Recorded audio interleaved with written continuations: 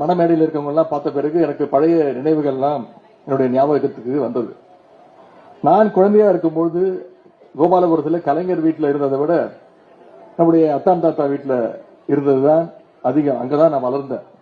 இன்னும் சொல்ல போனா நம்முடைய அத்தான் தாத்தா அவர்கள், கண்ணன் மாமா, வள்ளியத்தை அவர்கள் தான் என்னையும் என்னுடைய சகோதரிகள் அவங்கள தூக்கி வளர்த்தது. கலைஞர் குடும்பத்தில் என்னுடைய வயசை ஒருத்தருக்கவங்க எல்லாம் தூக்கி வளர்த்தது அவங்க தான்.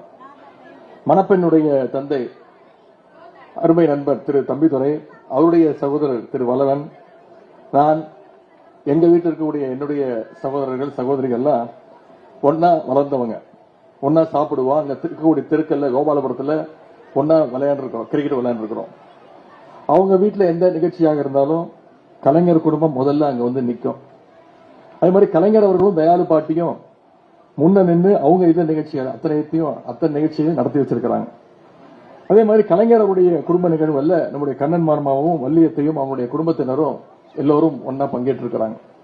இன்னைக்கு இந்த திருமணம் ஒரு சுயமரியாதை திருமணமா நடந்துகிட்டு இருக்கு. இன்னொரு கூடுதல் மகிழ்ச்சி, இங்க வந்ததுக்கு அப்புறம் சொன்னாங்க இது ஒரு காதல் திருமணம் என்று சொன்னார்கள்.